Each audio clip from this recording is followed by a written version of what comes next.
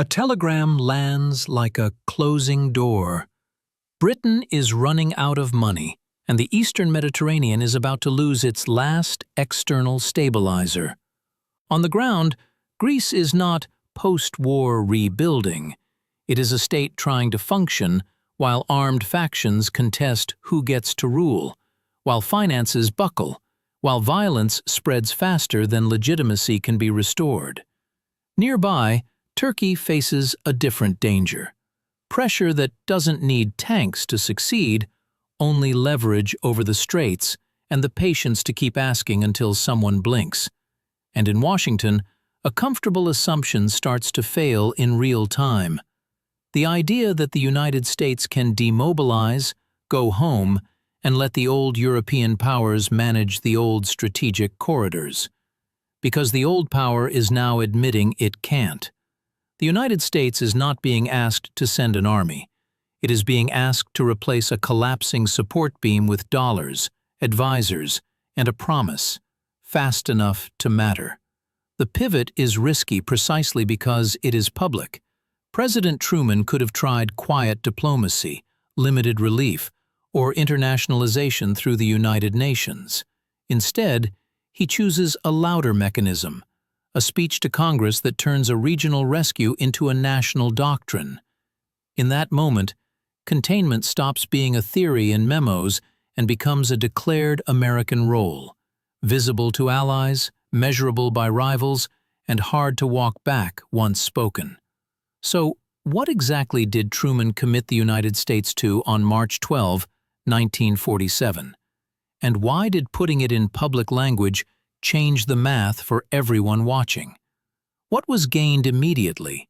What was traded away structurally? And who paid first when the doctrine became a template? Stay with Rooms Where History, and let's step into the room where one speech turned a crisis into a commitment, how it happened, how it worked, and what it cost. By 1945, the United States had won the war and inherited a question it hadn't fully answered. What does leadership mean when the old balance is broken and the peace is unstable? Demobilization was real, budgets were tightening, and voters wanted a return to normal life. But Europe's condition was not normal. States were exhausted, economies were brittle, and political movements, some legal, some armed, were competing to define the post-war order. That mattered because it created the first constraint stack for Truman. If he overreached, he risked domestic backlash and a sense of endless obligations. If he underreacted, he risked a credibility gap that others could exploit. And credibility, in this new system, was becoming its own form of deterrence, because it shaped whether pressure campaigns would be attempted in the first place. This is the paradox that frames the episode. Truman needed to avoid becoming an empire while still preventing collapses that could reshape the map. The story begins when a local crisis stops looking local and forces Washington to choose between drift and doctrine. Greece, after occupation, was not starting from zero. It was starting from fractures. The economy was battered, politics were polarized, and armed organization had become a fact of life. In that environment, civil conflict is rarely only about ideology. It is also about who controls institutions, who controls security, and whether the state can still perform basic functions like paying personnel and enforcing order. From Washington's perspective, the danger was not just that Greece could lose a fight. The danger was that Greece could lose capacity. Because when a state loses capacity, it becomes a platform for external influence, through funding, through sanctuaries, through pressure, through bargains made under duress. That's why Greece was described in official discussions as an urgent problem of stability, not merely a distant tragedy. And there was a second fear: contagion of expectations. If Greece looked abandoned, other vulnerable governments might assume they were next and begin cutting deals to survive. That is how a corridor collapses without a conventional invasion. but the Greece problem expands into a doctrine only when it links to the next hinge: Turkey and the Straits. Turkey was a different category of problem, less about internal collapse, more about external leverage. The Turkish Straits, Bosporus and Dardanelles, convert geography into bargaining power. They connect seas, route trade, and shape naval access. In a world where security thinking was hardening, choke points invited demands because they offered strategic advantage without the costs of occupation. Records and later accounts emphasize that Turkish security anxiety rose amid Soviet pressure and proposals relating to the Straits, and Washington watched it as a signal test. If Turkey could be isolated or coerced, then the regional balance would shift, and the effect wouldn't stay confined to Turkey. Greece would feel it, the Eastern Mediterranean would feel it, and European governments would read the result as a preview of how the post-war order would be negotiated, by pressure, not by rules. This is why Truman's team fused the cases. Greece represented fragility, Turkey represented leverage. Together, they created a single story about a corridor under stress. But leverage only matters if the supporting power can afford to hold the line. And Britain was about to say it could not. Britain's role in this story is not dramatic in a cinematic way. It's dramatic in an accounting way. After the war, Britain faced severe economic constraints, and strategic commitments became liabilities on a ledger. That reality forced a shift. Britain informed the United States it could no longer carry the full burden of supporting Greece and Turkey, and it set a timeline that effectively turned a slow crisis into a deadline crisis. Deadlines change decision-making because they compress options. They eliminate study time. They reduce the space for coalition building. They reward the actor who can mobilize resources quickly. And in 1947, the United States was the only actor with that capacity. But capacity alone doesn't create policy. Truman still had to persuade a Congress and a public that did not want another open-ended entanglement. So the administration faced a dual challenge: move fast enough to prevent collapse and frame the action in a way that looked finite, necessary, and defensible. That's the setup. The next part is the choice architecture inside Washington. What Truman could do, what he could not do, and why public doctrine became the chosen mechanism. Inside Washington, the constraint stack was political, fiscal, and psychological. The war had just ended, and the national mood favored pulling back, not pushing outward. Congress had its own incentives: scrutinize spending, avoid blank checks, and resist commitments that looked like permanent overseas management. Truman, meanwhile, carried an additional constraint. He was still shaping his own authority in the shadow of Roosevelt's era, and every major foreign policy move would be judged as either reckless expansion or dangerous weakness. That's why the administration had to build a coalition, not just a plan. A plan could be quietly drafted. A coalition had to be publicly persuaded. And persuasion required simplifying a complex regional reality into a clear strategic logic that could survive committee hearings and headline scrutiny. Truman's team could not ask Congress to fund complexity. It had to ask Congress to fund an answer. And the answer, as they framed it, was not conquest and not war. It was assistance, advisors, and deterrence by commitment. But the problem was timing.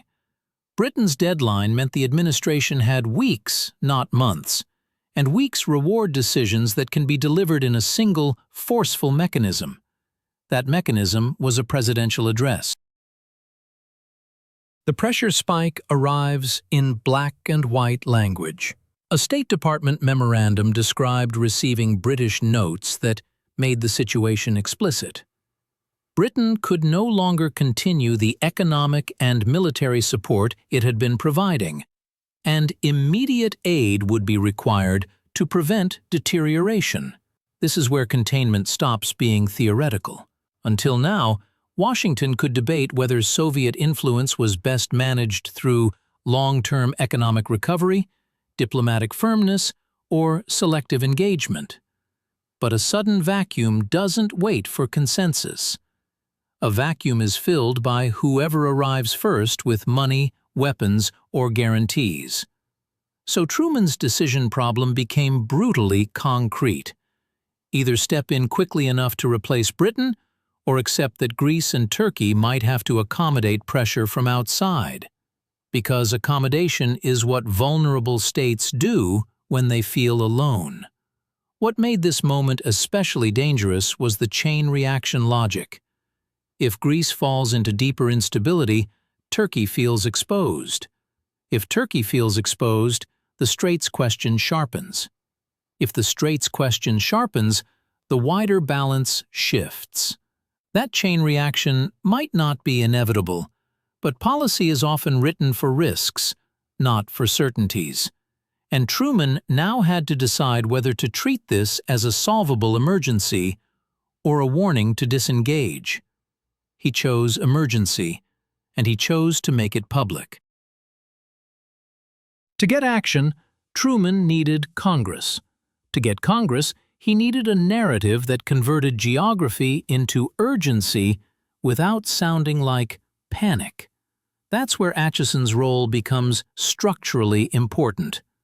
Accounts of this period often emphasize that senior officials framed the stakes in stark terms to congressional leaders, not because they loved alarmism, but because they believed delay would be fatal to the outcome. This is a key mechanics point. The administration was not only fighting events abroad, it was fighting inertia at home. Inertia kills emergency policy. So the persuasion strategy was designed to force a decision. If Congress treated Greece and Turkey as niche problems, the package would shrink, delay, or die. If Congress saw them as the first dominoes of post-war stability, the package could pass. Truman's team therefore built a logic chain that Congress could repeat. Vulnerability invites pressure. Pressure changes alignment. Alignment changes security. Security changes the future cost of peace. It was not presented as charity. It was presented as prevention. And prevention has a specific political advantage. It makes spending look cheaper than war. That's the lever Truman pulled. But levers work only if the action looks credible, which meant the policy couldn't be hinted. It had to be declared. Before Doctrine, there was analysis.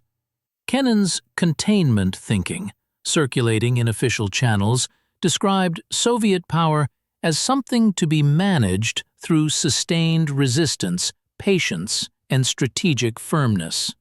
That idea mattered because it offered a middle path between appeasement and war.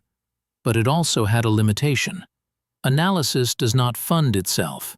Containment, as theory, is not a program.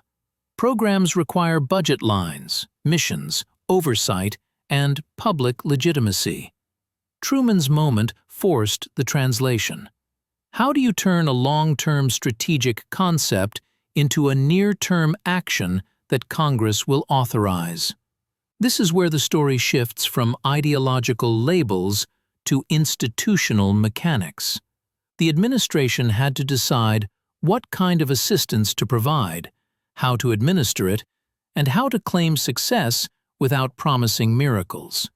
Because Greece's problems were political and social as well as military, and Turkey's security needs were tied to regional perceptions as much as hardware.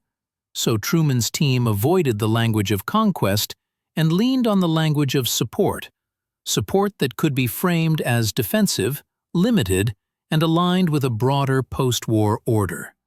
That was the theory-to-action bridge. Now comes the draft-to-speech bridge. what exactly Truman would say, what he would not say, and why the doctrine's wording mattered almost as much as the money. The aid package had to solve two problems at once: stabilize Greece internally and stiffen Turkey externally. That dual design served a messaging goal. Greece alone might look like a civil conflict the United States shouldn't touch. Turkey alone might look like an escalation risk. Together, they looked like a corridor defense, economic and military assistance as a substitute for direct confrontation. But the administration still faced a precision problem: how much specificity helps, and how much specificity creates a trap. If Truman promised too much, peace, democracy, victory, then every future setback would look like failure. If he promised too little, then the signal would be weak, and pressure might increase. So the doctrine's language aimed for a careful middle, broad enough to justify urgency, narrow enough to sound defensive. That's why the speech would emphasize support rather than control, and assistance rather than occupation. It would also tie the request to a funding figure that sounded concrete and finite: $400 million. This is the trade-off ledger beginning to form. Truman would buy speed and deterrence by selling off ambiguity.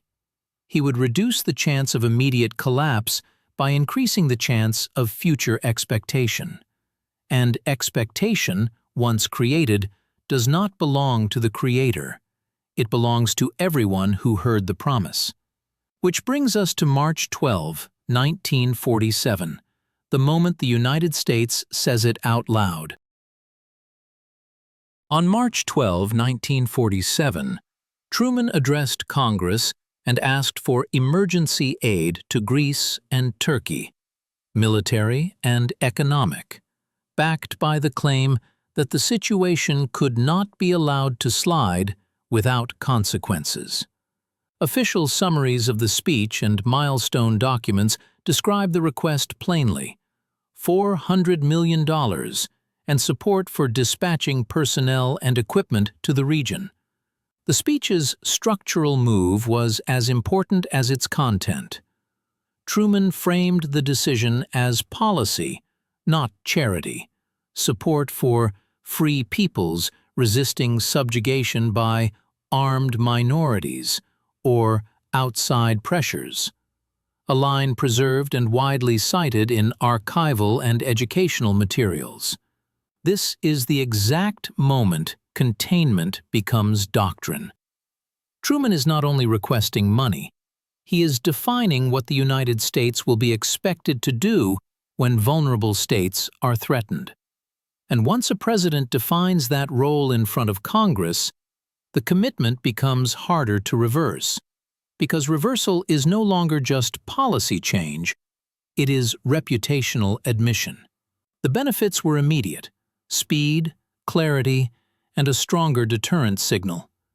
The risks were also immediate: moralized framing, political polarization, and a doctrine that could expand beyond its original case. That is why this speech is a turning point, not because it solved the Cold War, but because it changed the default American response to instability, from observation to intervention by assistance. And once the doctrine existed, the next question was inevitable: would Congress buy it? Once the speech hit the public, multiple audiences began recalculating at once.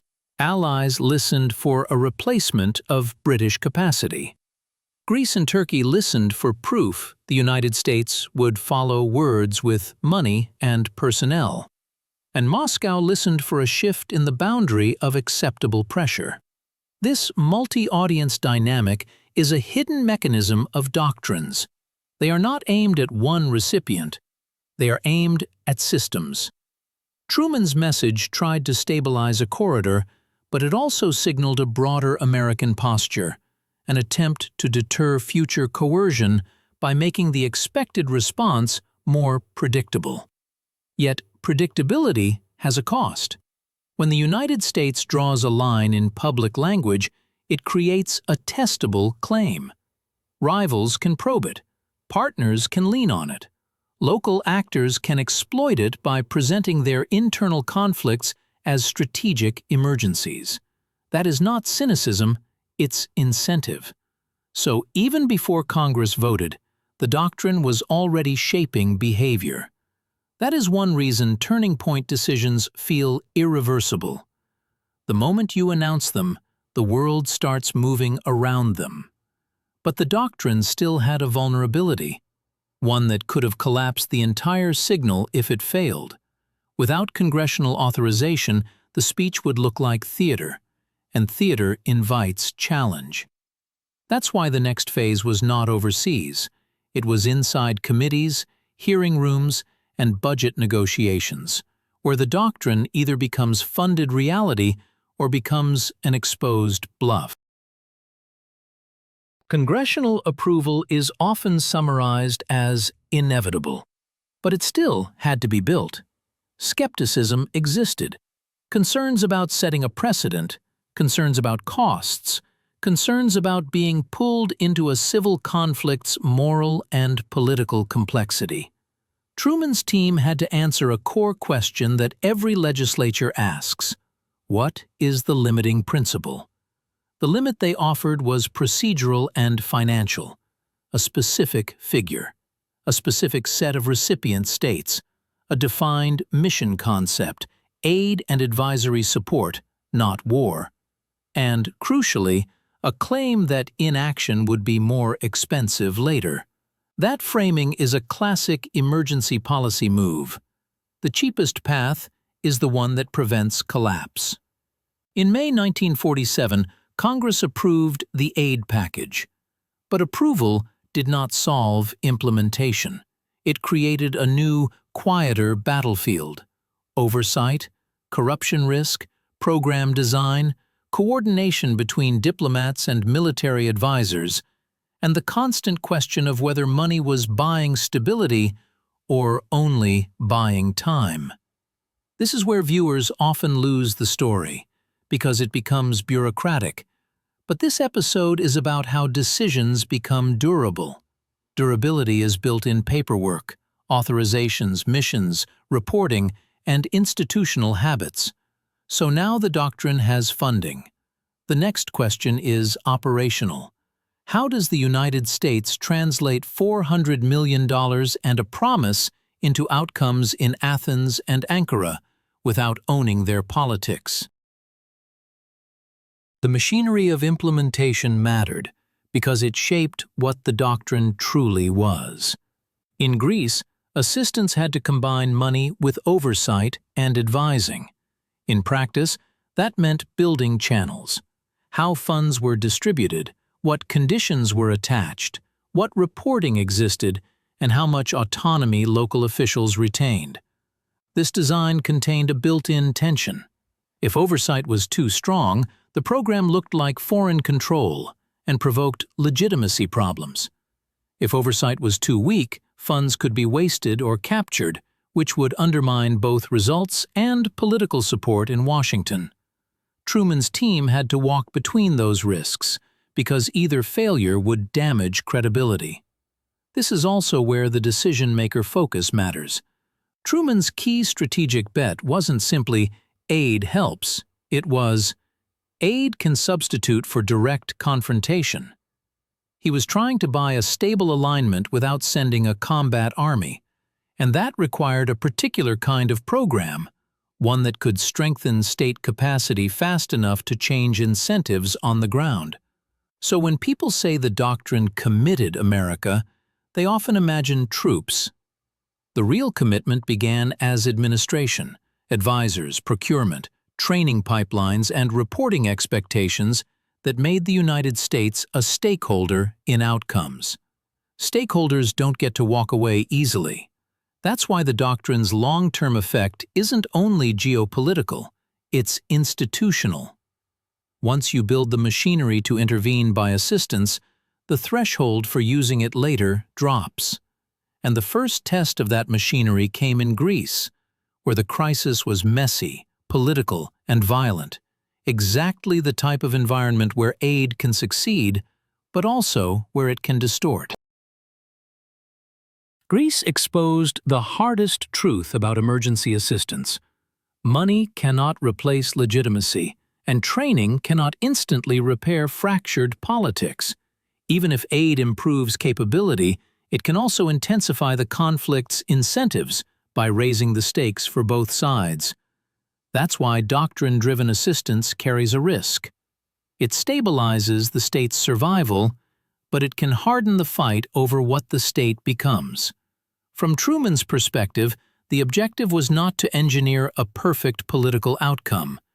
It was to prevent systemic collapse. That is a narrower target, but it is also more realistic for a foreign power operating under time pressure. The program aimed to keep the government functioning, keep the security forces supplied and trained, and deny opponents the expectation of an easy victory through exhaustion. The trade-off is subtle and important. By preventing a quick collapse, Truman also accepted a longer period of involvement and the moral ambiguity that comes with backing one side in a civil struggle. Not because the administration sought ambiguity, but because civil conflicts are ambiguous. They mix ideology with revenge, local power with national identity, and survival with propaganda. This is where no hero worship matters. Truman was not saving a fairy tale democracy, and he was not launching a crusade. He was choosing a strategic containment move under constraints, and he was tolerating unpleasant partners and imperfect outcomes because the alternative looked worse. But worse is not an argument that ends the story. It's an argument that opens the next problem. If Greece required close engagement, Turkey would require something else: deterrence by capability. And that meant building a different mission model. Turkey's implementation problem was less about internal collapse and more about external signaling. The doctrine's logic required Turkey to look harder to intimidate. That meant modernizing forces, improving training, and tightening coordination, changes that don't just affect military capability but also affect diplomacy, because capability shapes what threats are credible. In this period, the United States established a military assistance mission to Turkey, commonly referenced as JAMAT in historical work on U.S.-Turkish security assistance. The strategic mechanism here is deterrence by denial. Reduce the chance that pressure succeeds by making the cost of coercion higher and the probability of Turkish collapse lower. That doesn't require fighting. It requires the perception that Turkey has backing and capacity, enough to resist demands without immediately needing a deal. But again, the trade-offs appear. Building capability creates dependencies, training pipelines, equipment compatibility, advisory relationships, and political expectations. It also changes regional perceptions. Neighbors and rivals adjust to what Turkey becomes and to what the United States appears willing to support.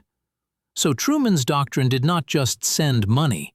It began weaving a security relationship, one that could deter coercion but also lock both parties into long-term coordination. The more effective the assistance, the more normal the relationship becomes. And once normal, it becomes a baseline, something everyone plans around. That is, the hidden permanence of assistance missions. They start as emergency measures and end as systems. And systems change history not by drama, but by path dependence. Step back and notice what Truman has done structurally. He has taken a regional emergency and built a repeatable policy mechanism. Define a crisis as a strategic test, request targeted aid, deploy advisors, and treat the outcome as a credibility signal. This is not a treaty system yet. It is something more flexible and in some ways more dangerous because flexibility can travel to new cases quickly. That flexibility was the short-term advantage. Truman could respond without mobilizing a war. He could show leadership without claiming territory. He could deter pressure by making American involvement visible. But the same visibility is the long-term cost.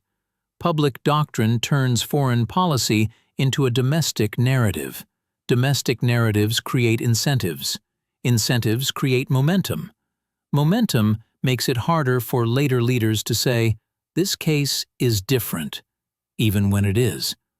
That's why the lock-in in this episode is not only about Greece and Turkey, it's about the American identity Truman is forcing into existence. The United States as backstop for vulnerable states in strategically important corridors. Truman did not invent the idea that America had interests abroad. He did something more binding. He defined a rule for how those interests would be defended, and he anchored it in public language. In politics, public language is a contract you cannot enforce, but you also cannot ignore.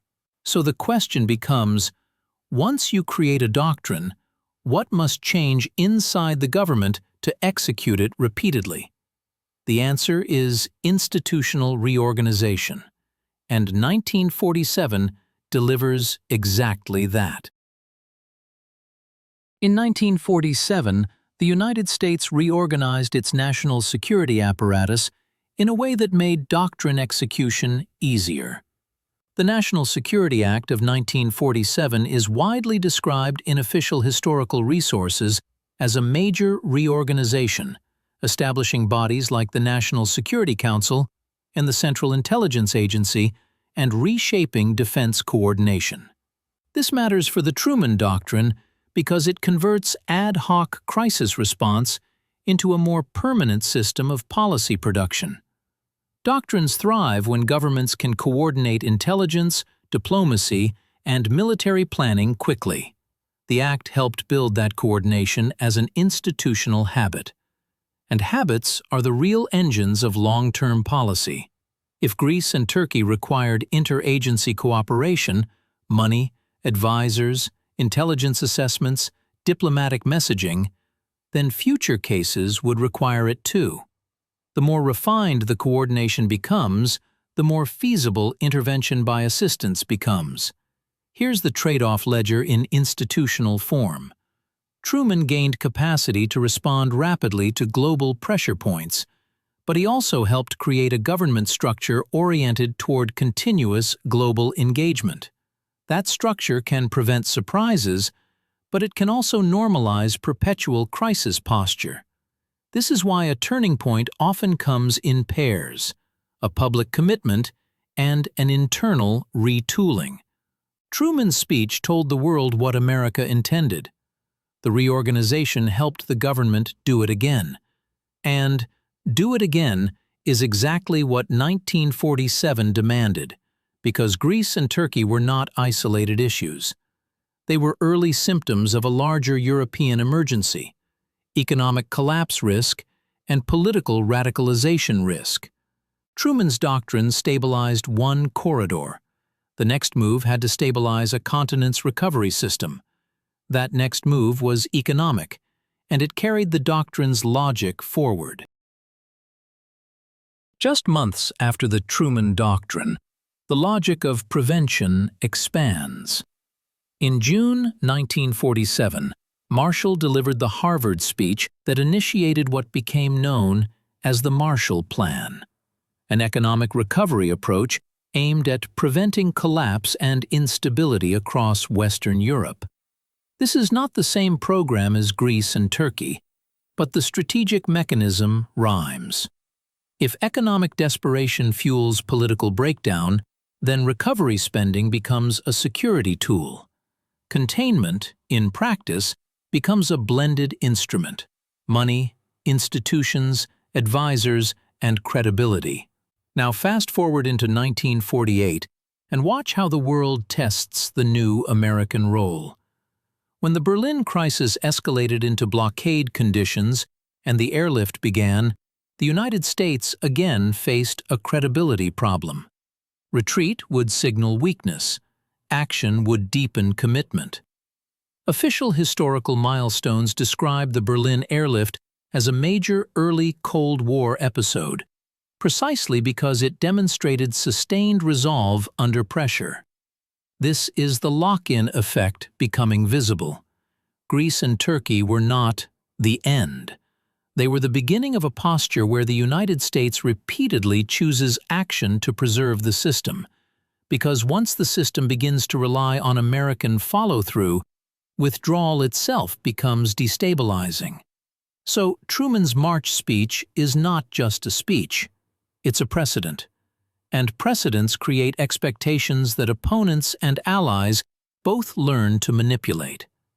The doctrine reduces uncertainty for everyone, except the United States, which now has to decide where the doctrine stops. Now we can state the gains and losses without slogans.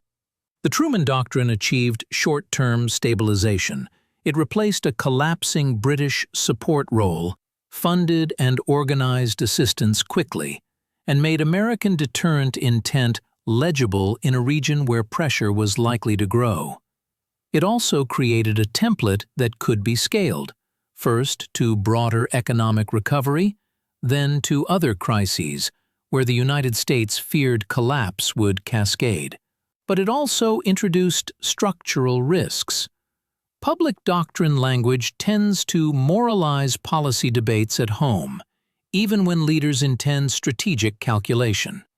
It encourages test cases, because every actor can claim their crisis is the next decisive front. It can also narrow flexibility.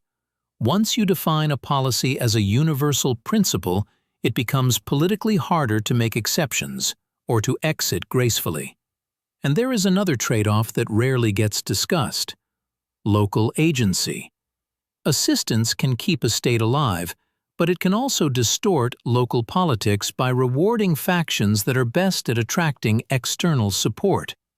That distortion is not always intended, but it is often unavoidable.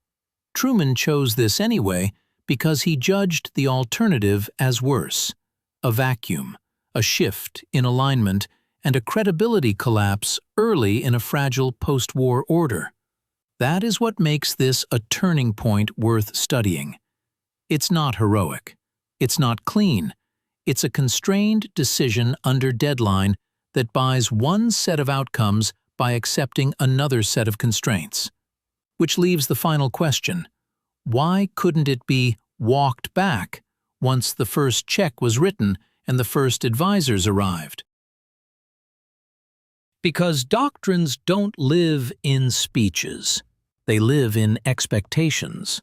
Once Greece and Turkey heard the commitment, they planned around it. Once allies heard it, they treated American leadership as part of their own security math.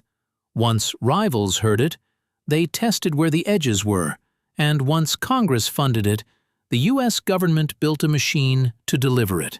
Advisors, reporting chains, procurement pipelines, interagency coordination. Machines create momentum because they make repeat action easier than reversal. This is the lock-in effect in its simplest form. The first commitment changes the cost of future commitments. After the Truman Doctrine, doing nothing became harder, because doing nothing could look like abandoning a principle that had already been announced. And that is why Truman's choice is not only about 1947, it is about the relationship between credibility and freedom of action. Truman bought deterrence and stability by trading away some future discretion. Because the moment you define your identity publicly, you become accountable not only to events, but to your own words. So when historians describe the Truman Doctrine as a turning point, the key claim is not that it solved everything. It's that it changed the default. It turned containment from an internal concept into a funded, operational doctrine, one that could be applied again. And now we can end where this channel always ends, with a neutral, evidence-minded reflection. What was achieved? What was risked? And what lesson remains useful even when the politics change. In the short term, Truman's decision achieved a clear objective. It prevented an immediate vacuum in the Eastern Mediterranean at the exact moment Britain could no longer carry the load, and it replaced uncertainty with a funded signal. The Doctrine made U.S. intentions legible: $400 million, assistance, advisors, and a declared willingness to support vulnerable states under pressure. But it also damaged, or at least risked damaging, something structural: flexibility. Public doctrine language narrows the range of acceptable future choices because it turns strategy into identity. Once the United States defined its role as support for free peoples resisting coercion, it became politically harder to treat later crises as discretionary, even when local conditions were different. Here is the price, stated plainly. Truman bought stability and deterrence by trading away ambiguity and easy exit. He accepted that American credibility would now be tested repeatedly, sometimes by events the United States could not control, and sometimes by partners who would ask for proof that the Doctrine meant what it said. He also helped normalize a method of power: intervention by assistance, money, advisors, institutional coordination, rather than conquest. That method can prevent wars, but it can also create long-term entanglements and incentives that are hard to unwind. The deep lesson is analytical, not moral. When leaders turn a strategy into a doctrine, they don't just choose an action. They choose a future decision environment: new expectations, new incentives, and new traps. The Doctrine can solve an emergency, but it also rewrites what future emergencies will demand. If this story sharpened how you think about cause and effect, pressure, constraints, trade-offs, please take a moment to like the video. It helps Rooms Where History reach viewers who want serious, documentary-structured analysis instead of slogans. Subscribe if you want more turning points built around one decision and its long shadow, told calmly, backed by timelines, and grounded in verifiable records. And leave a comment. Where are you watching from, and what historical decision do you think still shapes your world today?